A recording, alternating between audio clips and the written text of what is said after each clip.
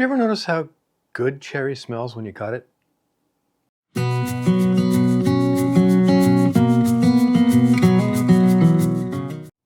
Welcome back to the shop and the channel and my saw, my bandsaw. Anyway, we're going to do some resawing. Small parts first, bigger parts later, because I want to work up to the big parts later. So this is my Rikon 14-inch, back when they made them green, bandsaw. It's got a 14-inch throw here for resaw. Let me show you what I had to do first. First thing I did was I put in my 3/4-inch resaw blade. Not specifically a resaw blade, but for this kind of work, a 3/4 inch is what you really need. I think this is a 3 TPI or something like that. It's a Timberwolf, not a sponsor, obviously, but it's a Timberwolf. I've been using Timberwolf blades for a long, long time. I'm really happy with them. So the hardest part of putting this blade in was actually getting all the bearing adjustments up here and under the table so this would track clean and true and not make a whole lot of noise, which it took a little while, some adjustments. I mean, all the tools are up here that I need to do that. And the other thing I had to do is change the speed. Now, this bandsaw has two speeds, 2,600 feet per minute and 1,400 feet per minute. When you're doing tall, thick wood with a large blade, you want to lower the speed, which increases your torque. The quick example is you have an engine geared 1-to-1, whatever the horsepower and torque is going to be going onto your drive. If you go 2-to-1, you double the torque minus friction or mechanical losses. So it's more torque, less speed. Let me show you the change process on this saw. It's kind of hard to see in this particular video, but there are two wheel diameters or two driven diameters here, the larger diameter and the smaller diameter. And there's two drive diameters here, smaller and large. So if you put it on the large one here and the smaller one here, you get the 2,600 feet per minute. If you put it on the small one here and the large one here, larger diameter one here, you get the 1,400 feet per minute. And the tensioner is right here. And there's a knob on the outside to do the tensioning. So I don't know what the ratios are. I don't know what my torque is going to be, but I know I've already done a test piece through there and a hot knife through butter, cuts like butter. So 1,400 feet per minute on the larger driven wheel here and the smaller drive wheel here. 2,600 feet per minute on the larger drive wheel here and the smaller driven wheel, which is behind this one up here. You really can't get pictures of it. So I had to change it to the slower speed to get greater torque. Hope that makes sense. To do resawing, I need a resaw fence. So I don't have a resaw fence, so I made one. And my design for a resaw fence is 2 pieces of birch ply, like that. I've got a flattened dowel, flattened on this side here, glued in onto this, and these are 2 glued together. When I did the fine adjustments, I found I only needed 2 pieces of tape to get this perpendicular to the table. So let me show you how this works. So I bought the micro jig kit that comes with a router bit and these dovetailed clamps here that you can cut dovetailed slots into wood for these to ride in, and you can make all kinds of jigs and fixtures. And what happens is the fence just sits up against my fence, and it's a little ahead of the blade, and I'll explain that in a minute. And then these micro jig clamps just go in here. Stay out of camera, okay. And here, and clamps the fence to the bandsaw fence.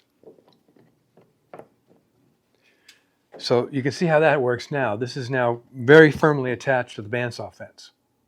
When I was referring to putting the round out part of the dowel in front of the blade here is so when you take your workpiece and you go approach the blade with it, you can rest it on here first. And that way you know you're making the cut where you want it to be. If it's sitting right at the edge of the blade here, you're going to get it through the blade, but it's not going to go square into the blade where you want the cut to be. This is not making a lot of sense. But anyway, this rounded part of the dowel here is at the just this side of the leading edge of the blade. And then Now, for smaller pieces like this, I mean, not very tall, I have a featherboard that slides into the miter slot, like that.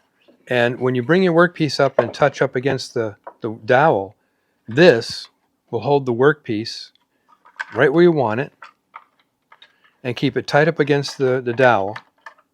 If I go around here like this, you can see now, as I'm making my cut, and I have a line on the top of the workpiece, if I get any drift, I can move it like this to keep it on track. But it has to contact the dowel first before it contacts the blade to keep it on track for its entry.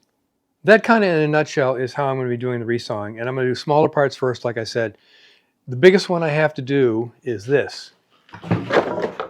This one has to be, this is 9.5 inches this way, and it has to be resawn in this dimension. And because it's going to be a 1/2 inch piece when I'm done, and this is 1.5 inches, I'll set it up for 5/8, make the cut, flip the workpiece over like this, so now I have another flush surface against the dowel, and cut the other one off, and then run through the surface planer to get the right thickness. This is for the heddles, and these are 1/2 inch, and then they're going to, once they're done and it cuts the right dimension, then they go into CNC machine and cut the heddles out. Again, watching grass grow. First cut. I've set everything up where I want it. What I've done is for the aid of putting the featherboard on here, I've got a little piece of wood here that's the same width as the dial is wide, so I can line it up straight and get this featherboard where I want it, which I've done. I put it out of the way. All the pieces have got lines drawn on them to where the cuts are going to happen, where I'm going to cut them. So we're going to do a little one first. This is going to be an interesting one, a long one. There's going to be 2 cuts on this one. So let's start with just this one. You ever notice on a lot of these bandsaws, they put this light, kind of not really conducive to a lot of the work you want to do. I really want it over here or over here. So I've added, this may wash out the image a little bit, I added a little LED light here just for a little bit of illumination as I'm doing the cut to make sure it goes straight and level and everything like that. So what I'm going to do now is I've got this all set up. I'm ready to start my cut. So let's do I need, yes, I do need a little bit of I mean, it's not terribly loud, but still, you only got one set of ears.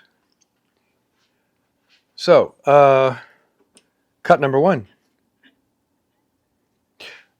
I'll do a close-up of another cut later.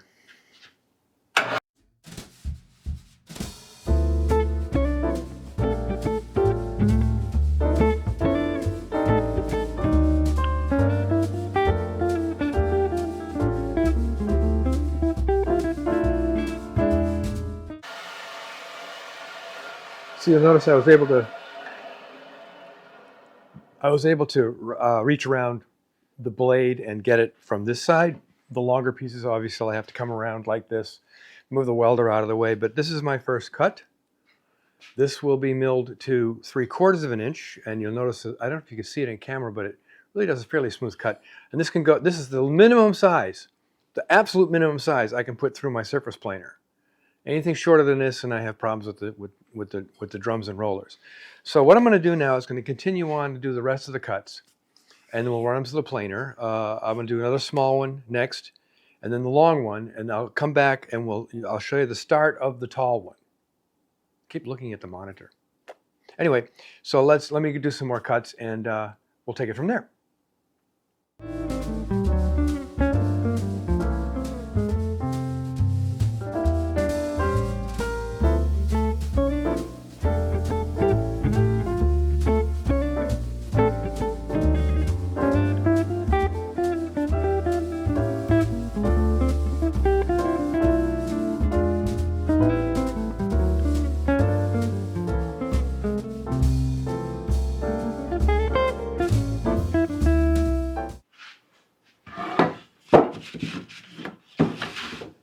Okay, that was the really long one, and this is going to get planed down. These 2 are going to get planed down to about 5/8 of an inch or thereabouts, And those are going to become the uprights I was talking about earlier that hold the drums and all that kind of stuff. Now, all the other ones are done and been planed. This is the big one. This is going to be the hard one. I'm not going to do this on camera because this is going to take a while. And I'm probably going to split this down the middle and just plane it to thickness. These have to be 1/2 inch. Each of those heddles that go up and down need to be 1/2 inch. So this is going to be the tough one. I have a new, where is it? I have a new, oh yeah, here, let me get this. Let me show you this. I got a double stack featherboard that's going to go in and help keep it in place as I make this resaw. And I'm just hoping it works. It's going to be time consuming to do it right, but I'm going to take care of this and then plane these down, and then pretty much all the parts will be done, and then we can do the tabletop. So let me get on this, and hopefully I don't screw up. I have to move very, very slowly.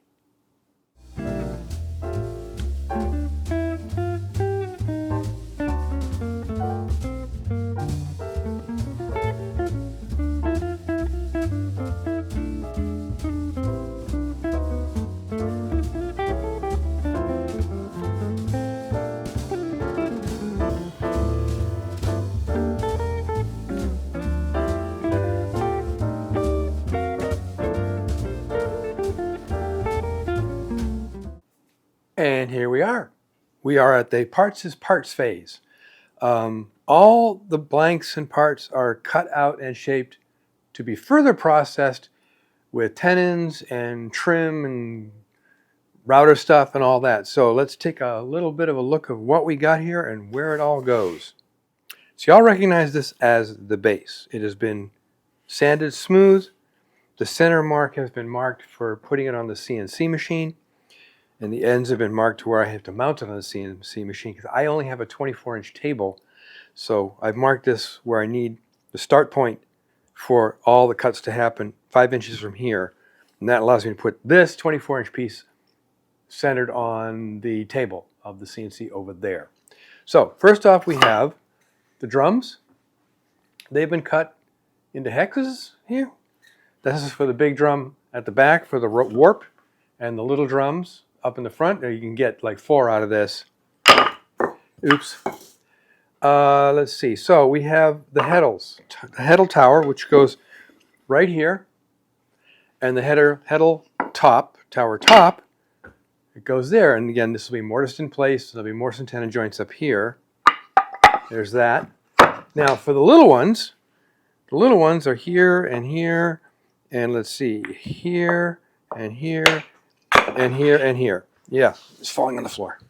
Here and here. So I need tenons cut on these, and then holes drilled in them to accept the axles for the drums, like this. Now the axles will be turned directly on here. There won't be a hole all the way through this. I wouldn't want to do that. So this is wide enough to where axles are going to be turned on the ends, and it'll fit right in there, kind of like that. See, I got a bunch of extra there. And that's all the little pieces. They're all 3/4 of an inch, by the way.